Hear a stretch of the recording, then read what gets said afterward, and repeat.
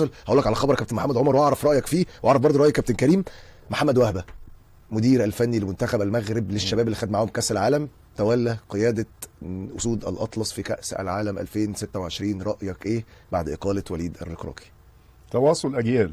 ان الكره تخطيط الكره في المغرب مثال يحتذى به، وكلنا قلنا يا جماعه في اتحاد الكره شوفوا التجربه المغربيه، مش عيب صح. نشوف ناخد الحاجه الايجابيه اللي تمشي معانا هنا، والحاجه السلبيه خلاص نستبعدها.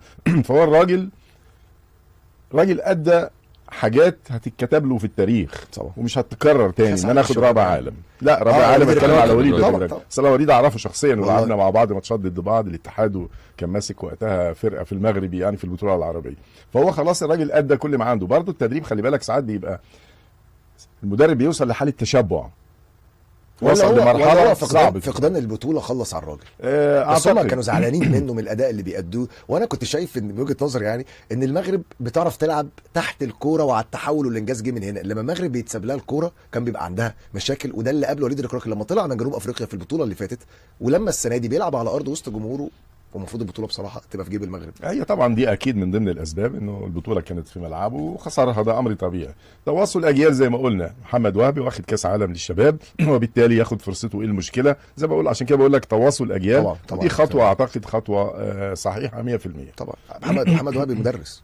اه يعني هو مدرس اصلا، مدرس اعتقد أصلاً. مش فاكر مدرس لغه ولا مدرس علوم. هو الراجل اللي اتذاكر وخد كاس العالم للشباب. هل شايف يا كابتن كريم ان هو ممكن يعمل اداء ونتيجه افضل من وليد الركراكي رغم انه ما مسكش قبل كده فريق كبير بقيمه منتخب المغرب؟ هو كانوا اثنين مرشحين، يا الوهبي يا السكتيلو. بالظبط. السكتيلو اللي هو مسك منتخب الاردن المنتخب. ووصل، يعني طبعا. شفنا عمل حاجات غريبه جدا وممتعه مع منتخب طبعا. الاردن. فكل ده هيوديك في حته تانية. يعمل نتائج. ليه يعمل نتائج؟ عشان اللي بيبدا صح بينتهي صح. رقم واحد، هم عندهم ذخيره من المدربين دلوقتي.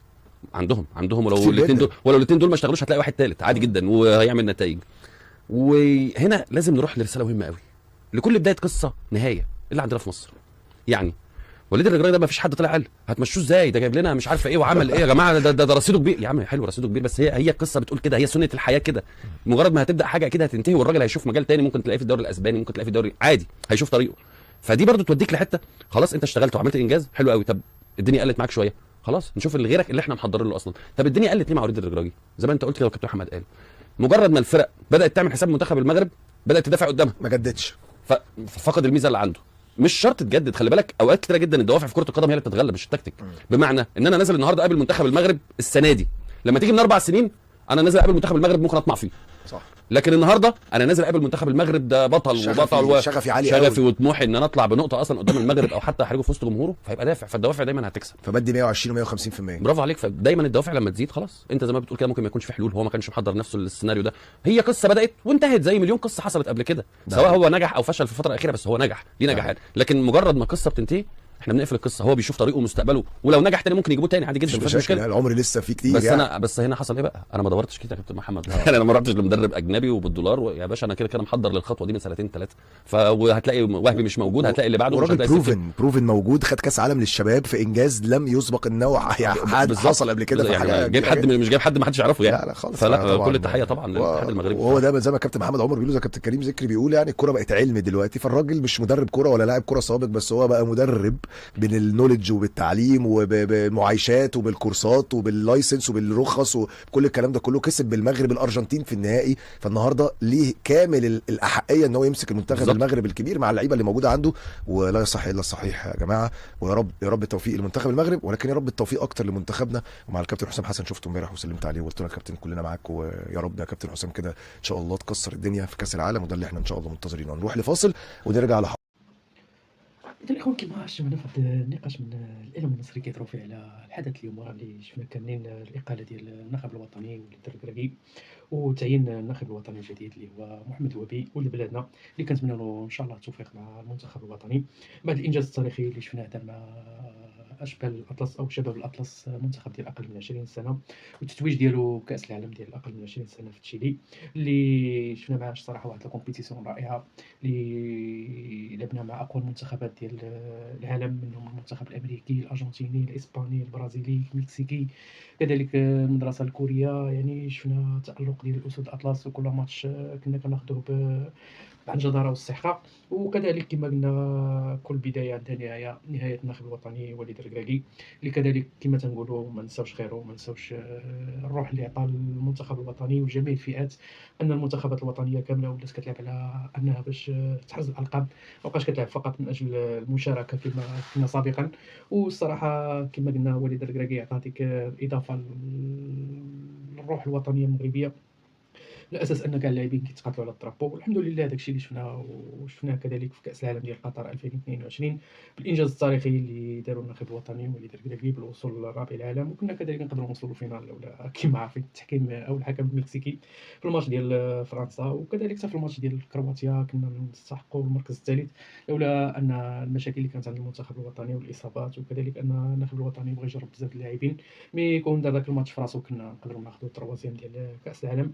كما قلنا شكرا لوليد الركراكي على داك الشيء كاع اللي عطاه مع المنتخب الوطني سيرتو في كاس العالم. وكذلك خيبه الامل ديال كاس افريقيا ديال جنوب افريقيا الاخيره اللي تنظمت هنا في بلادنا. والمهم عندنا هو الاستمراريه ان شاء الله. مي الكره راكم عارفين ماتش تربح ماتش تخسر، كومبيتيسيون تديها كومبيتيسيون ديالك، المهم كتبقى كره في مجالها الرياضي. كما قلنا حنا اللي فرحني انا بزاف في التعيين هذا هو ان الاطار وطني مغربي الحمد لله. الجميع ما جاتناش شي اطار او مدرب اجنبي. ملي كنت قريت واحد الخبر انهم كانوا على شويه غادي يتعاقدوا مع واحد المدرب ارجنتيني، حتى لاخر لحظه هما لغيو معاه الاتفاق وتم التعيين ديال الناخب الوطني ومحمد وهبي. الحمد لله كما قلنا ان الاطار وطني مغربي وعنده ليكسبيريونس اللي خداها في كاس العالم ديال الشباب ديال اقل من 20 سنه. يمكن هذه اللي خلاته انه يكون اوفر حتى بالنسبه للوهبي على طريق سكيتي الناخب الوطني اللي كما كنعرفوا حتى هو حقق انجازات رائعه لا مع المنتخب الاولمبي لا مع المنتخب المحليين، واخرها في كاس العرب مع المنتخب الرديف اللي استطاع يحقق انجاز ديال كاس العرب. كنتمنوا التوفيق كذلك للناخب الوطني طارق السكيتيوي، وكنتمناو نشوفوه في المراحل القادمه مع المنتخب الوطني. المهم كما كنعرفوا هي مرحله حساسه الصراحه اللي تم التعيين ديال الناخب الوطني محمد وهبي اللي كما كنعرفوا ان كاس العالم ما بقالوش بزاف في شهر 6. مي هذه المرحله كتبقى بحال المرحله ديال الوليد الركراكي فاش كان يلاه استلم قياده المنتخب الوطني. كانت ديك الساعه كذلك بقات واقيلا شي 3 شهور ولا 4 شهور بحال هكا تم الاقاله ديال خالد لوزيتش وتعيين الناخب الوطني وليد الركراكي. كنتمنوا ان شاء الله التوفيق للناخب الوطني محمد وهبي ان شاء الله مع الكتيبه ديالو الجديده، وان شاء الله كنتمنوا نشوفوا العناصر اللي كنا شفناها في كاس العالم مع ما كذلك الزبير والدراري كاملين ان شاء الله، وبالاضافه للاعبين ديال المنتخب الاول اللي يستحقوا انهم ان شاء الله يكونوا مع المنتخب الوطني في كاس العالم ديال الولايات المتحده الامريكيه والمكسيك وكندا. بالتوفيق ليه ان شاء الله، بالتوفيق لجميع الملكيه المغربيه، بالتوفيق لجميع الرياضيين المغاربه اللي كيمثلوا البلاد وكيتقاتلوا على الطرابو. ونهايه هذا الفيديو ان شاء الله وانا الاخوان كنتمنى لكم معوشه مباركه ورمضان كريم، والسلام عليكم، ونتنشوفوا ان شاء الله فيديو جاي. سلام اختي.